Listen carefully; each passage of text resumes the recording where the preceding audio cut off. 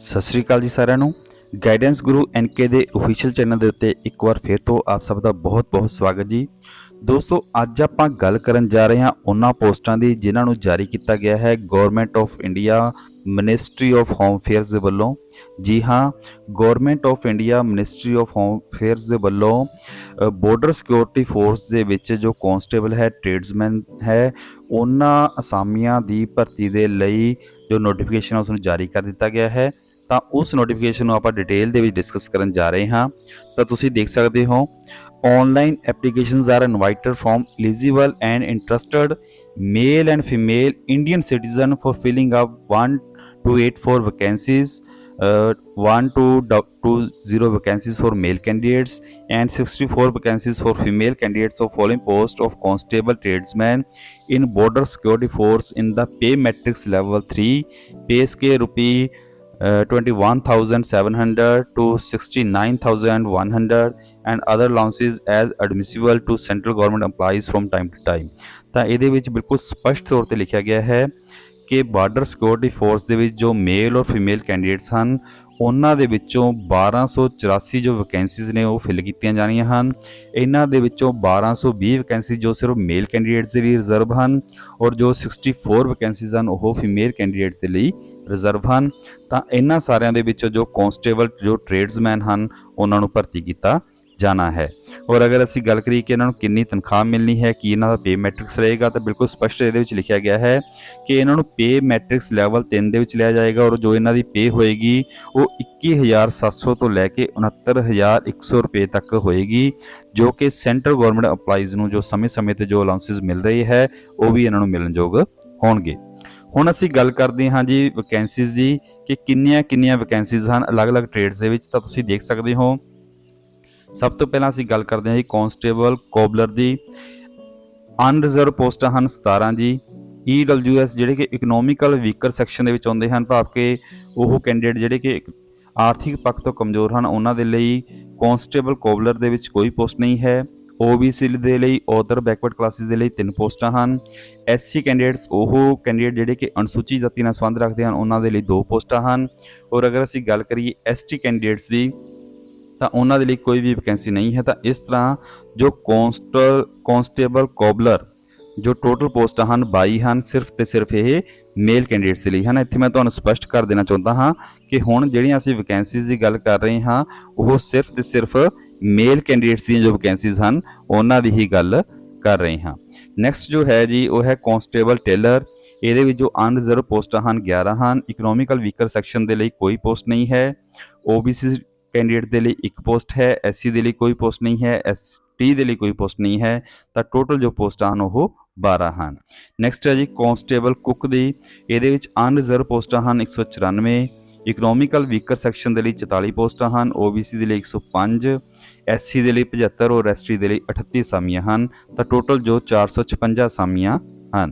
Constable water career ਦੀ ਗੱਲ ਕਰੀਏ 115 ਪੋਸਟਾਂ ਅਨਰਿਜ਼ਰਵਡ ਹਨ। 29 ਪੋਸਟਾਂ ਹਨ ਜੋ EWS ਜੋ ਆਰਥਿਕ ਪੱਖ ਤੋਂ ਕਮਜ਼ੋਰ ਕੈਂਡੀਡੇਟ ਹਨ ਉਹਨਾਂ ਦੇ ਲਈ ਹਨ।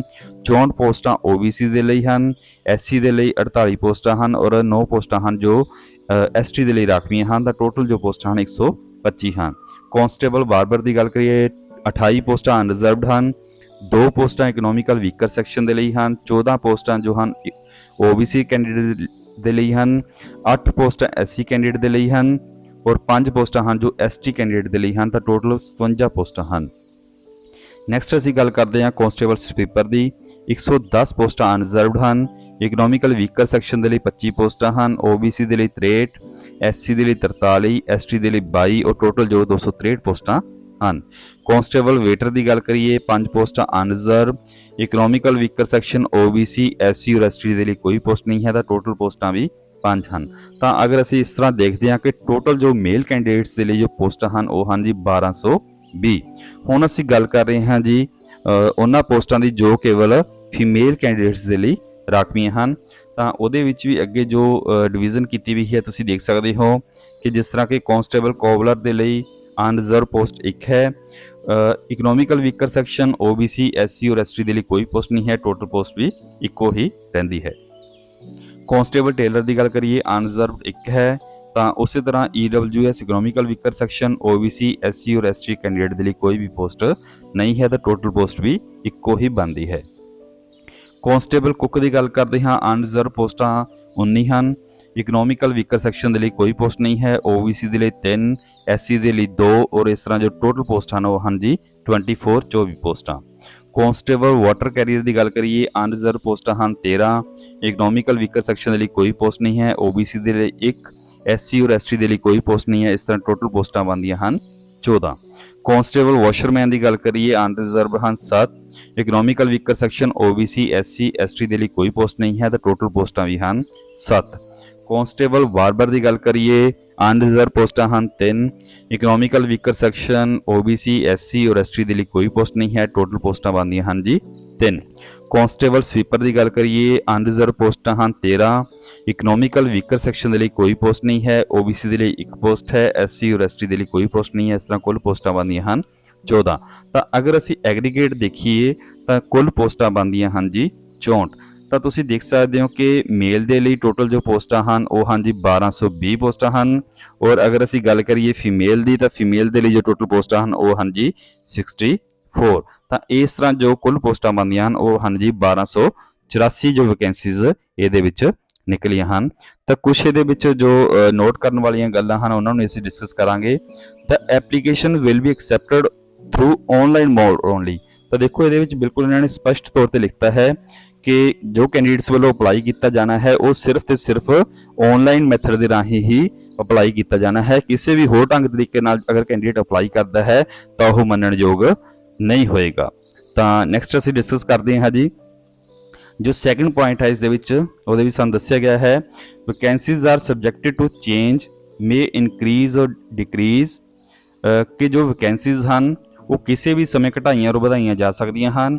BSF reserves the right to make changes or cancel or postpone the recruitment without assigning any reason, ਕਿ ਜੋ ਬਾਰਡਰ ਸਿਕਿਉਰਿਟੀ ਫੋਰਸ ਹੈ ਉਸ ਦੇ ਕੋਲ ਇਹ ਅਧਿਕਾਰ ਹੈ ਕਿ ਉਹ ਕਿਸੇ ਵੀ ਸਮੇਂ ਇਹਨਾਂ ਪੋਸਟਾਂ ਨੂੰ ਬਦਲ ਸਕਦੀ ਹੈ, ਕੈਂਸਲ ਕਰ ਸਕਦੀ ਹੈ, ਜੋ ਇਹ ਰਿਕਰੂਟਮੈਂਟ ਪ੍ਰੋਸੈਸ ਹੈ ਇਸ ਨੂੰ ਪੋਸਟਪੋਨ ਕੀਤਾ ਜਾ ਸਕਦਾ ਹੈ, ਅੱਗੇ ਪਾਇਆ ਜਾ ਸਕਦਾ ਹੈ ਬਿਨਾਂ ਕੋਈ ਕਾਰਨ ਤੋਂ। ਨੈਕਸਟ ਹੈ ਜੀ vacancies of above trades are further distributed amongst all the states UTs as per population ratio of each state UTs, ਕਿ ਜੋ ਇਹਨਾਂ ਪੋਸਟਾਂ ਦੀ ਵੰਡ ਕੀਤੀ ਗਈ ਹੈ ਅਲੱਗ-ਅਲੱਗ ਟ੍ਰੇਡਸ ਵਾਈਜ਼ ਉਹ ਵੱਖ-ਵੱਖ ਸਟੇਟਾਂ ਦੇ ਵਿੱਚ UT ਦੇ ਵਿੱਚ ਉੱਥੋਂ ਦੀ ਜਨਸੰਖਿਆ ਦੇ ਆਧਾਰ ਤੇ ਵੰਡ ਕੀਤੀ ਗਈ ਹੈ। Please log on to BSF website rectt.bsf.gov.in to see the distribution of above vacancies as state wise and category wise। ਅਗਰ ਤੁਸੀਂ ਸਟੇਟ ਵਾਈਜ਼ ਔਰ ਕੈਟਾਗਰੀ ਵਾਈਜ਼ ਇਹਨਾਂ ਪੋਸਟਾਂ ਦੀ ਵੰਡ ਨੂੰ ਦੇਖਣਾ ਚਾਹੁੰਦੇ ਹੋ ਕਿ ਕਿਸ ਸਟੇਟ ਦੇ ਵਿੱਚ ਕਿੰਨੀਆਂ ਪੋਸਟਾਂ ਹਨ, ਤਾਂ ਜੋ ਸਾਨੂੰ ਇਹ ਵੈਬਸਾਈਟ ਦਿੱਤੀ ਗਈ ਹੈ, ਇੱਕ ਸਾਈਟ ਦਿੱਤੀ ਗਈ ਹੈ, ਇਸ ਨੂੰ ਵਿਜ਼ਿਟ ਕਰਕੇ ਤੁਸੀਂ ਉੱਥੇ ਦੇਖ ਸਕਦੇ ਹੋ। Last date for acceptance of application will be 30 days from the date of publication of the advertisement on the BSF website। ਤਾਂ ਇਹਦੇ ਵਿੱਚ ਲਿਖਿਆ ਹੈ ਕਿ ਜਦੋਂ ਇਹ ਨੋਟੀਫਿਕੇਸ਼ਨ ਪਬਲਿਸ਼ ਹੁੰਦਾ ਹੈ ਉਸ ਤੋਂ 30 ਦਿਨਾਂ ਦੇ ਵਿੱਚ ਤੁਹਾਨੂੰ ਇਹਨਾਂ ਪੋਸਟਾਂ ਦੇ ਲਈ ਅਪਲਾਈ ਕਰਨਾ ਹੋਏਗਾ। ਤਾਂ ਮੈਂ ਤੁਹਾਨੂੰ ਦੱਸਣਾ ਚਾਹਾਂਗਾ ਕਿ ਨੋਟੀਫਿਕੇਸ਼ਨ ਹੈ ਜੋ ਜਾਰੀ ਹੋ ਚੁੱਕਾ ਹੈ ਔਰ ਇਹਨਾਂ ਪੋਸਟਾਂ ਦੇ ਲਈ ਜੋ ਅਪਲਾਈ ਕਰਨ ਦੀ ਜੋ ਅੰਤਿਮ ਮਿਤੀ ਹੈ ਉਹ ਹੈ ਜੀ 27 ਮਾਰਚ 2023। ਤਾਂ ਮੈਂ ਸਾਰੇ ਹੀ ਕੈਂਡੀਡੇਟਸ ਨੂੰ ਜੋ ਕਿ ਇਹਨਾਂ ਪੋਸਟਾਂ ਦੇ ਲਈ ਅਪਲਾਈ ਕਰਨਾ ਚਾਹੁੰਦੇ ਹਨ, ਵਿਲਿੰਗ ਹਨ, ਉਹਨਾਂ ਨੂੰ ਕਹਿਣਾ ਚਾਹੂੰਗਾ ਕਿ ਉਹ ਬਿਨਾਂ ਕਿਸੇ ਦੇਰੀ ਤੋਂ ਇਹਨਾਂ ਪੋਸਟਾਂ ਦੇ ਲਈ ਜਲਦ ਤੋਂ ਜਲਦ ਅਪਲਾਈ ਕਰਨ। ਨੈਕਸਟ ਅਸੀਂ ਗੱਲ ਕਰਦੇ ਹਾਂ ਜੀ ਐਲੀਜੀਬਿਲਿਟੀ ਕੰਡੀਸ਼ਨਸ ਦੀ, ਕਿ ਇਹਨਾਂ ਪੋਸਟਾਂ ਦੇ ਲਈ ਕੀ ਐਲੀਜੀਬਿਲਿਟੀ ਕੰਡੀਸ਼ਨ ਹੈ। ਤਾਂ ਫਸਟ ਆਫ ਆਲ ਅਸੀਂ ਗੱਲ ਕਰਾਂਗੇ ਜੀ ਏਜ ਦੀ। ਏਜ ਹੈ ਜੀ 18 ਤੋਂ 25 ਸਾਲ as on closing date of online applications. ਤਾਂ ਜਿਸ ਤਰ੍ਹਾਂ ਕਿ ਮੈਂ ਤੁਹਾਨੂੰ ਕਿਹਾ ਹੈ ਕਿ ਇਹਨਾਂ ਪੋਸਟਾਂ ਦੀ ਜੋ ਕਲੋਜ਼ਿੰਗ ਡੇਟ ਹੈ ਉਹ 27 ਮਾਰਚ 2023 ਹੈ। ਤਾਂ 27 ਮਾਰਚ 2023 ਤੱਕ ਜੋ ਤੁਹਾਡੀ ਉਮਰ ਹੈ ਉਹ 18 ਸਾਲ ਤੋਂ ਲੈ ਕੇ 25 ਸਾਲ ਦੇ ਵਿਚਕਾਰ ਹੋਣੀ ਚਾਹੀਦੀ ਹੈ। Flexible in respect of the candidates for SC, ST, OBC and other special categories of personnel in accordance with the instructions issued by the central government from time to time, ਕਿ ਜੋ ਕੇਂਦਰ ਸਰਕਾਰ ਦੇ ਵੱਲੋਂ ਸਮੇਂ-ਸਮੇਂ ਤੇ SC ਦੇ ਲਈ, ST ਦੇ ਲਈ, OBC ਦੇ ਲਈ ਉਮਰ ਹੱਦ ਦੇ ਵਿੱਚ ਛੋਟ ਦਿੱਤੀ ਗਈ ਹੈ, ਉਹ ਸਾਰਾ ਕੁਝ ਇਹਨਾਂ ਪੋਸਟਾਂ ਦੇ ਉੱਤੇ ਲਾਗੂ ਹੋਏਗਾ। ਨੈਕਸਟ ਅਸੀਂ ਗੱਲ ਕਰਦੇ ਹਾਂ ਜੀ ਐਜੂਕੇਸ਼ਨ ਕੁਆਲੀਫਿਕੇਸ਼ਨ ਦੀ, ਕਿ ਇਹਨਾਂ ਪੋਸਟਾਂ ਦੇ ਉੱਤੇ ਅਪਲਾਈ ਕਰਨ ਦੇ ਲਈ ਤੁਹਾਡੀ ਜੋ ਵਿਦਿਅਕ ਯੋਗਤਾ ਹੈ ਉਹ ਕਿੰਨੀ ਹੋਣੀ ਚਾਹੀਦੀ ਹੈ। ਤਾਂ ਪਹਿਲਾ ਪੁਆਇੰਟ ਹੈ ਜੀ for trades of constable cobbler, constable tailor, constable washerman, constable barber and constable sweeper. ਤਾਂ ਇਹਦੇ ਲਈ ਹੈ ਜੀ matriculation or equivalent from a recognised board, ਕਿਸੇ ਵੀ ਮਾਨਤਾ ਪ੍ਰਾਪਤ ਬੋਰਡ ਤੋਂ ਤੁਸੀਂ 10ਵੀਂ ਪੱਧਰ ਦੀ ਜੋ ਪ੍ਰੀਖਿਆ ਪਾਸ ਕੀਤੀ ਹੋਵੇ। Must be proficient in respective trade, ਉਸ ਖੇਤਰ ਦੇ ਵਿੱਚ ਤੁਸੀਂ ਜੋ ਆਪਣੇ ਮਾਹਰ ਹੋਣੇ ਚਾਹੀਦੇ ਹੋ, ਨਿਪੁੰਨ ਹੋਣੇ ਚਾਹੀਦੇ ਹੋ। ਮਸਟ ਕੁਆਲੀਫਾਈ ਟ੍ਰੇਡ ਟੈਸਟ ਇਨ ਦਾ ਰਿਸਪੈਕਟਿਵ ਟ੍ਰੇਡ ਕੰਡਕਟਡ ਬਾਈ ਦਾ ਰਿਕਰੂਟਮੈਂਟ ਬੋਰਡ, ਤਾਂ ਜੋ ਕਿ ਭਰਤੀ ਬੋਰਡ ਹੈ ਉਹਦੇ ਵੱਲੋਂ ਤੁਹਾਡਾ ਇੱਕ ਟੈਸਟ ਲਿਆ ਜਾਏਗਾ ਉਸ ਟ੍ਰੇਡ ਦੇ ਸੰਬੰਧੀ, ਤਾਂ ਤੁਹਾਡੇ ਲਈ ਉਸ ਟੈਸਟ ਨੂੰ ਜੋ ਕੁਆਲੀਫਾਈ ਕਰਨਾ ਉਹ ਲਾਜ਼ਮੀ ਹੋਏਗਾ। ਨੈਕਸਟ ਅਸੀਂ ਕਰਦੇ ਹਾਂ ਜੀ for the trades of constable cook, constable water carrier ਔਰ ਕਾਂਸਟੇਬਲ ਵੇਟਰ ਦੇ ਲਈ। ਤਾਂ ਇਹਦੇ ਲਈ ਜੋ ਵਿਦਿਅਕ ਯੋਗਤਾ ਹੈ ਜੀ matriculation or equivalent from a recognised board, ਕਿਸੇ ਮਾਨਤਾ ਪ੍ਰਾਪਤ ਬੋਰਡ ਤੋਂ ਤੁਸੀਂ 10ਵੀਂ ਪੱਧਰ ਦੀ ਮੈਟ੍ਰਿਕ ਪੱਧਰ ਦੀ ਜੋ ਪ੍ਰੀਖਿਆ ਪਾਸ ਕੀਤੀ ਹੋਵੇ। ਨੈਸ਼ਨਲ ਸਕਿੱਲਸ ਕੁਆਲੀਫਿਕੇਸ਼ਨ ਫਰੇਮਵਰਕ, ਜਿਸ ਨੂੰ ਅਸੀਂ ਕਿ NSQF ਦੇ ਨਾਲ ਜਾਣਦੇ ਹਾਂ। Level 1 course in food production or kitchen from national skill development corporation or from the institute recognised by national skill development corporation. ਤਾਂ ਨੈਸ਼ਨਲ ਸਕਿੱਲ ਕੁਆਲੀਫਿਕੇਸ਼ਨ ਫਰੇਮਵਰਕ, ਜਿਸ ਨੂੰ NSQF ਕਹਿੰਦੇ ਆ, ਉਸ ਤੋਂ ਲੈਵਲ 1 ਦਾ ਕੋਰਸ ਕੀਤਾ ਹੋਵੇ ਫੂਡ ਪ੍ਰੋਡਕਸ਼ਨ ਦੇ ਵਿੱਚ ਜਾਂ ਫਿਰ ਕਿਚਨ ਦੇ ਵਿੱਚ, ਇਹ ਤੁਸੀਂ ਕੋਰਸ ਕੀਤਾ ਹੋਵੇ ਨੈਸ਼ਨਲ ਸਕਿੱਲ ਡਿਵੈਲਪਮੈਂਟ ਕਾਰਪੋਰੇਸ਼ਨ ਤੋਂ, ਔਰ ਜਾਂ ਫਿਰ ਕਿਸੇ ਵੀ ਜੋ ਰਿਕੋਗਨਾਈਜ਼ ਜੋ ਇੰਸਟੀਟਿਊਸ਼ਨ ਹੈ ਜਿਸ ਨੂੰ ਕਿ ਅਸੀਂ ਨੈਸ਼ਨਲ ਸਕਿੱਲ ਡਿਵੈਲਪਮੈਂਟ ਕਾਰਪੋਰੇਸ਼ਨ ਕਹਿੰਦੇ ਆ, ਉਸ ਤੋਂ ਤੁਸੀਂ ਜਿਹੜਾ ਕਿਚਨ ਦੇ ਵਿੱਚ ਜਿਹੜਾ ਕੋਰਸ ਕੀਤਾ ਹੋਵੇ। ਇੱਕ ਇਹਦੇ ਵਿੱਚ ਸਾਨੂੰ ਨੋਟ ਦਿੱਤਾ ਗਿਆ ਹੈ ਜੀ multi skilled candidates will be given preference, ਕਿ ਉਸ ਕੈਂਡੀਡੇਟ ਨੂੰ ਖਾਸ ਉੱਥੇ ਪ੍ਰੈਫਰ ਕੀਤਾ ਜਾਏਗਾ ਜਿਸ ਦੇ ਵਿੱਚ ਮਲਟੀ ਸਕਿੱਲਸ ਹੋਣਗੇ, ਭਾਵ ਕਿ ਜੋ ਇੱਕ ਤੋਂ ਵੱਧ ਕੰਮਾਂ ਬਾਰੇ ਜਾਂ ਟ੍ਰੇਡਸ ਦੇ ਬਾਰੇ ਜਾਣਕਾਰੀ ਰੱਖਦਾ ਹੋਏਗਾ। ਤਾਂ ਅੱਗੇ ਅਸੀਂ ਦੇਖਦੇ ਹਾਂ ਜੀ ਫਿਜ਼ੀਕਲ ਸਟੈਂਡਰਡਸ ਦੀ ਅਸੀਂ ਗੱਲ ਕਰਦੇ ਹਾਂ ਕਿ ਕਿੰਨਾ ਫਿਜ਼ੀਕਲ ਸਟੈਂਡਰਡ ਚਾਹੀਦਾ ਹੈ। ਮੇਲ ਔਰ ਫੀਮੇਲ ਕੈਂਡੀਡੇਟਸ ਉਹਨਾਂ ਦੀ ਗੱਲ ਕਰਾਂਗੇ। ਅਗਰ ਅਸੀਂ ਮੇਲ ਕੈਂਡੀਡੇਟਸ ਬਾਰੇ ਦੇਖਦੇ ਹਾਂ ਤਾਂ ਅਸੀਂ ਹਾਈਟ ਔਰ ਚੈਸਟ ਦੀ ਗੱਲ ਕਰਾਂਗੇ। ਫੀਮੇਲ ਕੈਂਡੀਡੇਟਸ ਦੇ ਲਈ ਜੋ ਸਿਰਫ ਇਹਨਾਂ ਨੇ ਹਾਈਟ ਦੀ ਜੋ ਸੀਮਾ ਰੱਖੀ ਹੈ ਤਾਂ ਅਸੀਂ ਗੱਲ ਕਰਾਂਗੇ for all candidates except the mentioned below. ਸਾਰੇ ਕੈਂਡੀਡੇਟਸ ਦੇ ਲਈ ਅਗਰ ਮੇਲ ਕੈਂਡੀਡੇਟਸ ਦੀ ਗੱਲ ਕਰੀਏ ਹਾਈਟ ਚਾਹੀਦੀ ਹੈ ਜੀ 165 ਸੈਂਟੀਮੀਟਰ, ਔਰ ਚੈਸਟ ਦਾ ਜੋ ਸਾਈਜ਼ ਹੈ ਉਹ ਹੈ 75 ਤੋਂ 80 ਸੈਂਟੀਮੀਟਰ ਤੱਕ, ਔਰ ਫੀਮੇਲ ਕੈਂਡੀਡੇਟਸ ਦੀ ਕੇਵਲ ਜੋ ਹਾਈਟ ਰਿਕੁਆਇਰਡ ਹੈ ਉਹ ਹੈ ਜੀ 155 ਸੈਂਟੀਮੀਟਰ 155 ਸੈਂਟੀਮੀਟਰ। ਲੈਕਸੇਸ਼ਨ ਦੀ ਗੱਲ ਕਰੀਏ minimum height for all candidates belonging to the scheduled tribes categories of all states or union territories or districts except as given in the following para। ਤਾਂ ਜੋ ਸ਼ਡਿਊਲ ਟ੍ਰਾਈਬ ਦੇ ਨਾਲ ਸੰਬੰਧ ਰੱਖਦੇ ਹਨ ਉਹਨਾਂ ਦੇ ਮੇਲ ਕੈਂਡੀਡੇਟਸ ਦੇ ਲਈ ਜੋ ਹਾਈਟ ਹੈ ਜੀ ਉਹ ਹੈ 160 ਸੈਂਟੀਮੀਟਰ, ਚੈਸਟ ਸਾਈਜ਼ ਹੈ ਜੀ 75 ਤੋਂ ਲੈ ਕੇ 80 ਸੈਂਟੀਮੀਟਰ, ਔਰ ਫੀਮੇਲ ਕੈਂਡੀਡੇਟਸ ਦੇ ਲਈ ਹਾਈਟ ਹੈ ਜੀ 148 ਸੈਂਟੀਮੀਟਰ।